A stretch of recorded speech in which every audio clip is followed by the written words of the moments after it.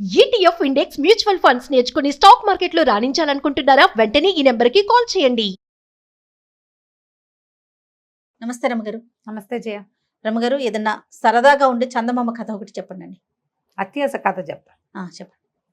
పల్లెటూళ్ళలో ఇది వరకు బిచ్చగాళ్ళు ఉండేవాళ్ళు. ఇది ఎప్పటి సంగతో చెప్తున్నాను నేను. ఊర్లో ఒక బిచ్చగాడు అడుక్కుంటూ ఉండేవాడు. ఏదో రెక్కాడితే కానీ డొక్కాడదు. రెక్కాడటం ఎందులో చూస్తాం మనం? పని చేసుకుంటే పొట్ట పోసుకోవటం. ఇప్పుడు పని చేసుకునేవాడు కాదు బిచ్చగాడు, అది అడుక్కుని పొట్ట పోసుకునేవాడు. ఏ ఊళ్ళో ఏదైనా దొరికితే తినేవాడు. ఇక ఇల్లు వాకిలి ఏమీ లేదు, ఎక్కడ కుదిరితే అక్కడ పడుకునేవాడు. సరే ఏమైంది, ఒక ఊళ్ళో ఏదో అడుక్కున్నాడు, తిన్నాడు. తిరిగి వస్తూ ఉంటే ఆ పూట పెద్దగా ఏమీ దొరకలేదు ఆహారం. సాయంత్రానికి ఏమీ లేదు. దాని నుంచి ఇంకో ఊరు వెళ్ళాలి. ఆ ఊళ్ళో తిరిగేశాడు, ఇంకా ఆ ఊళ్ళో ఉండకూడదు, అట్లా తిరిగేవాడు అనమాట. ఆ రెండో ఊరికి అడవి వైపుకి ప్రయాణం చేస్తుంటే ఒక ముసలాయన కనిపించాడు. ఎక్కడికి ఏమిటని మాట్లాడుకున్నారు. ఎవరు తోడు లేరు అని చెప్పాడు. నేను ఉంటాగా తోడు, అందాక వస్తానులే పదబాబు అన్నాడు. ఆ ముసలాయన అన్నాడు, ఏమిట్రా నువ్వు ఇంత వీక్గా కనపడుతున్నావు, అంటే బలహీనంగా కనపడుతున్నావు, ఆహారం లేదా, ఇందా ఈ శనగ్గింజ తీసుకో అని ఒక్క శనగ్గింజ వీడి చేతిలో పెట్టాడు. బాగుంది. వీడన్నాడు, శనగ్గింజతో పొట్ట నిండుతుందా, కడుపు నిండుతుందా, కాలు నిండుతుందా బాబయ్య అన్నాడు. ఏదైనా నిండొచ్చురా, ఏదైనా నిండుతుంది, జాగ్రత్త పెట్టుకో నా మాట విని అన్నాడు. అనేసరికి వీడేం చేశాడు, ఏదో ముసలాడు అంత శ్రద్ధగా ఒక్క గింజ చేతిలో పెడితే పచ్చటిది, అదేంటి నల్ల శనగింజ కన్నా మన కాబూలి శనగలు ఉంటాయి కదా, పెద్ద గింజ అనమాట. ఆ గింజని దట్టిలో దోపుకున్నాడు. దోపుకుని ఊరు దాటాడు, అడవి దాటాడు. దాటేసరికల్లా కొంచెం చీకటి పడి 7 గంటల వేళ ఇంకో పల్లెటూరులోకి చేరాడు. ఓ వాకిట్లో ఒక ఆయన ఎవరో అరుగు మీద కూర్చొని పదాలు పాడుకుంటున్నాడు. ఈ కనపడ్డాడు. ఎవరు ఏమిటి అని కేకేశాడు. అడుక్కునేవాడిని బాబయ్య అన్నాడు. అనేసరికల్లా ఏ ఊర్రా అని అడిగాడు ఆయన. అదేదో ఊరండి అన్నాడు. పాపం మన ఊరు వాడు కాదు, ఈ ఊళ్ళో వాడికి తిండి తిప్పలు ఎట్లా కానీ, దారా ఏమైనా తిందు కానీ అని కేకేశాడు. కేకేసి అన్నం పెట్టించాడు. బాగుంది. పెట్టించేవాళ్ళమ్మ అప్పట్లో, పాత రోజుల్లో. నాకు కూడా తెలుసు నా చిన్నప్పుడు. అవునా రమగారు? పడుకునేవాళ్ళు అట్లా. ఇక చిలకడ దుంపలు అవి అమ్మటానికి వచ్చిన వాళ్ళకు కూడా అన్నం పెట్టేసేవాళ్ళు. టకుటమారాలు ఇవేవో చాటలు చేయటానికి దానికి వచ్చేవాళ్ళు. ఎవరో ఒకళ్ళు, 2కి 3కి కూడా, లేదా వాళ్ళ అమ్మ అన్నం వండుకుంటాం, కూర ఏంటంటే 3కి 4కి కూర, అంత ఆవకాయ, ఇంత మజ్జిగ పోసేవాళ్ళు. మా ఇంట్లో నుంచి కూడా బాగా వెళ్ళేవి చేయ అట్లా. తినేసి వెళ్ళిపోతారు. ఇంకా తినేసి ఇక పడుకుంటారు, తెల్లారేకి వెళ్తారు. రాత్రి పడుకోవటం కూడా, పడుకోవటం వాకిళ్లలో. అదే వాకిళ్లలో నేను పడుకోవటమే. కానీ ఇప్పుడు అసలు పడుకోవడం 3 రోజులు మన ఊళ్ళో అందరి పౌడర్ డబ్బాని చాట తయారు చేసేవాళ్ళు వాళ్ళు. తెలుసా నీకు? నీకు అసలు తెలీదు.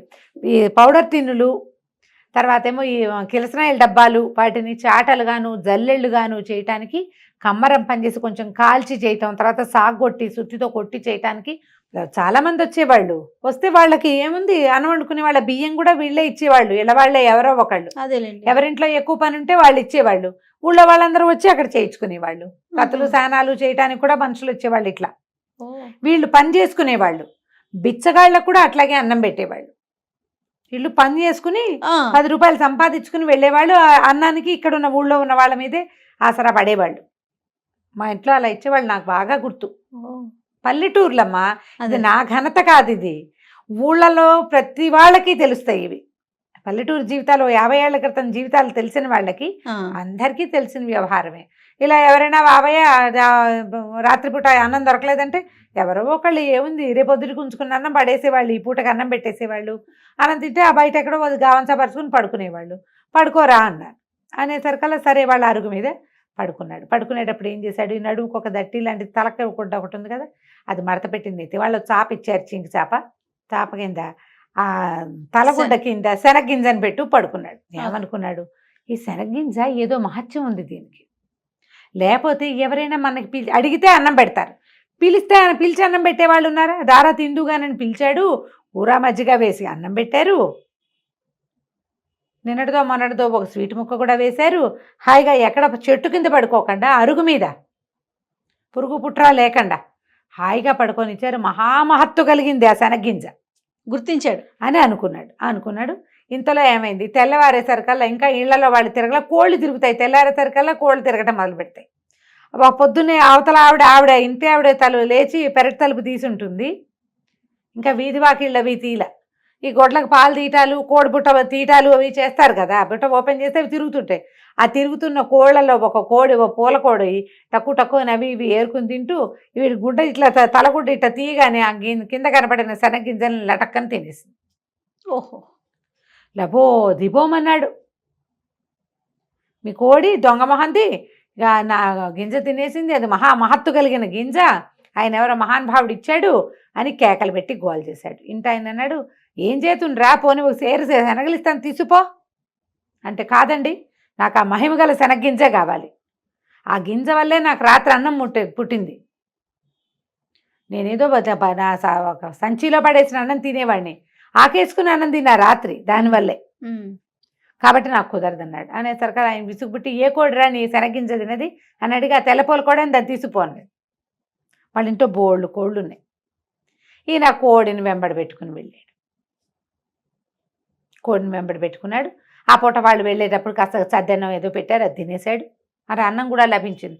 కోడి ఒకటి లభించింది ఎక్స్ట్రా, గింజ వల్ల కోడి వచ్చింది. బాగుంది. కోడిని మోసుకుంటూ పోయాడు, సంకలో పెట్టుకున్నాడు. దానికి కొంచెం మనం అలవాటు అవ్వాలి కదా, మధ్యలో ఎక్కడో పడుకున్నప్పుడు దాని కాలుకో తాడు కట్టి ఓ సన్నది గావంచాని పేని సన్నగా వచ్చే ముఖ చించి పేని తాడు కట్టి తన దగ్గరే ఉంచుకున్నాడు. సాయంత్రానికి ఇంకో ఊరు చేరాడు.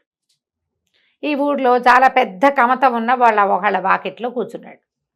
కూర్చుంటే వాళ్ళు అన్నం పెడతామన్నారు.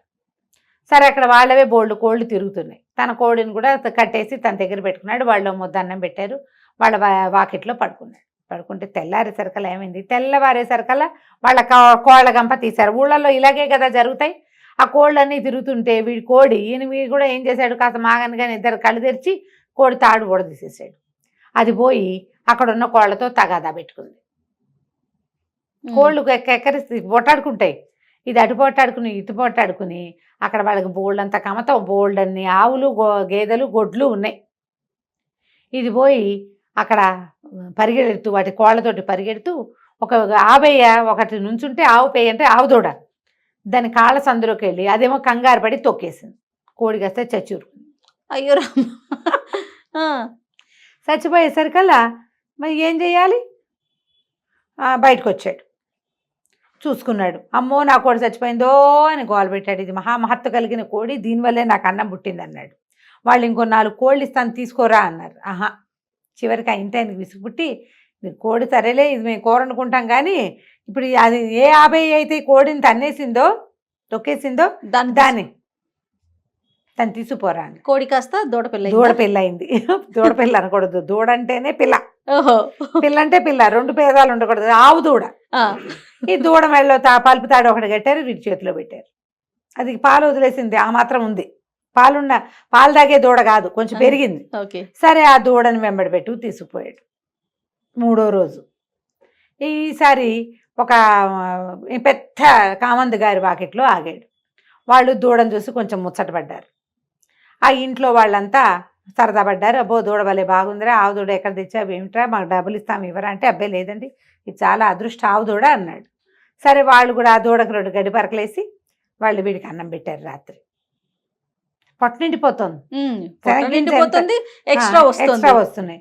సరే, ఏమైంది, తెల్లారాక వీడికి వాళ్ళు సర్దిపోస్తామన్నారు. దూడ అటు ఇటు తిరుగుతుందని మెళ్ళకు కట్టిన తాడు పలుపు తాడు వదిలేశాడు. అది అటు ఇటు తిరుగుతూ వెళ్ళి గుర్రాలు ఘాట్లో గడ్డి మేస్తుంటే పోయి ఆ గడ్డి పరకలకి ఆశపడి ఆ గుర్రాల వైపుకు పోయింది.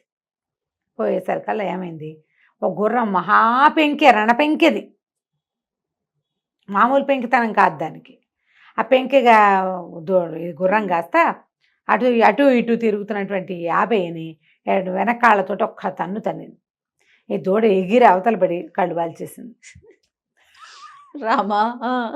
వీడు లబో దిబోమన్నాడు బిచ్చగాడు, పడేస్తున్నాడు.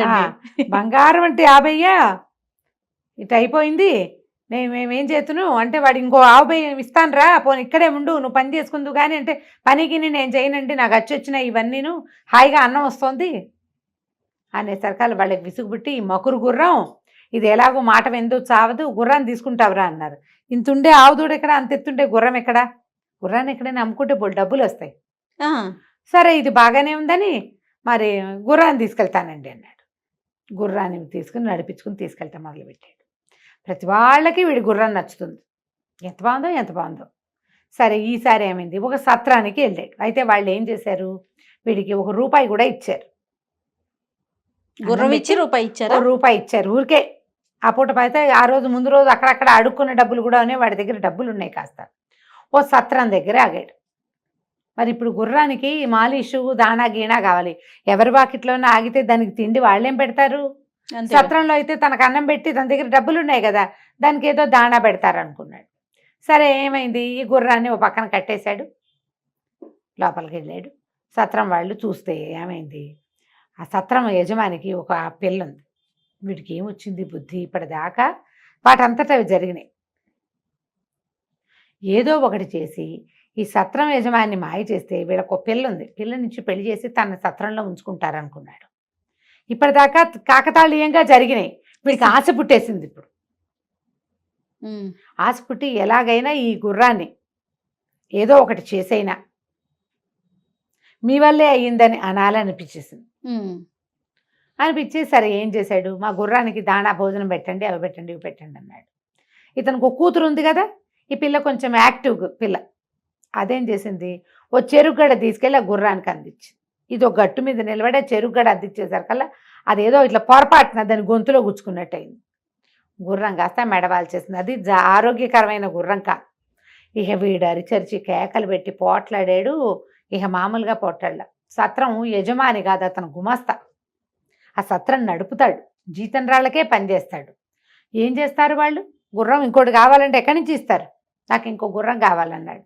గుర్రం మేము ఇవ్వలేం బాబాబు, ఏదైనా ఇంకోటి చెప్పండి, ఏదైనా ఇంకోటి చెప్పండి అంటే, అయితే ఓ పని చేయి, నీ పిల్ల ఉంది కదా, నీ పిల్లవలే గుర్రం చచ్చింది కాబట్టి పిల్లనిచ్చి పెళ్లి చేయి మాకు అనేసరికల్లా వాళ్ళు అన్నారు, అట్ట ఎట్ట కుదురుతండి, మీకు వాళ్ళు ఎవరో గుర్రాన్ని తాడొచ్చి ఊడతెచ్చి మీ చేతిలో పెడితే అది మీ వెనకాల నడిచి వచ్చింది, పిల్ల కదా, పిల్లని అడుగుతాం, మా పిల్ల ఒప్పుకుంటుందో ఒప్పుకోదు, సత్రం గుమస్తా అయితే ఒప్పుకోవాలి, పిల్లని అడగాల్సిందేనన్నాడు. సరే వాళ్ళ అమ్మంది, అడిగేదేమిటి పిల్లని, అదే ఒప్పుకుంటుంది, ఏం పర్వాలేదులేండి నేను ఒప్పిస్తాగా అంది. అన్నాక ఏమైంది, సరే ఇద్దరు ఏదో మాట్లాడుకున్నారు.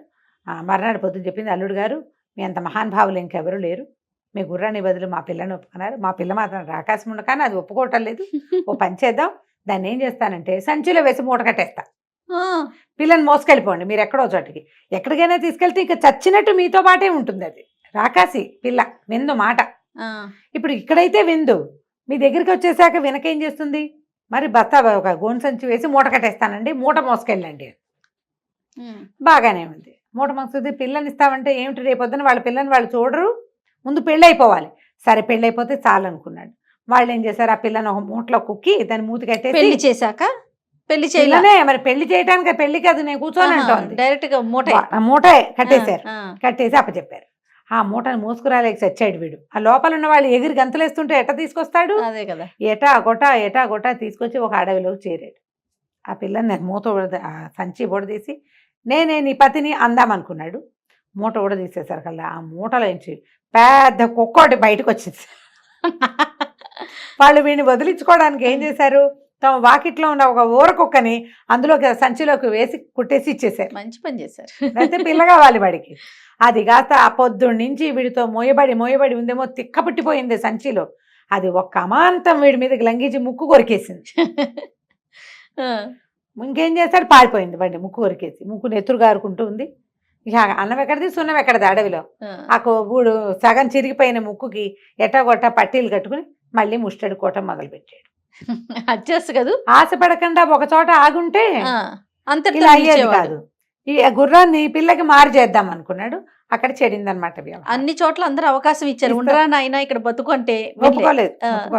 అలాగే అత్యాశ పడతారు ప్రజలు. అవునండి, ఆగరు, ఒక చోట ఆగరు, ఇంకా ఏదో వస్తుంది అనుకుంటారు, ఇంకా ఏదో వస్తుంది అనుకుంటే ఇగో ఇలా అసలుకే మోసం, ముక్కు ఊడిపోతుంది అనమాట. అది కంచికి మనం ఇంటికి. భలే సరదాగా ఉంది రమ్మగారు. నమస్తే అండి. నమస్తే.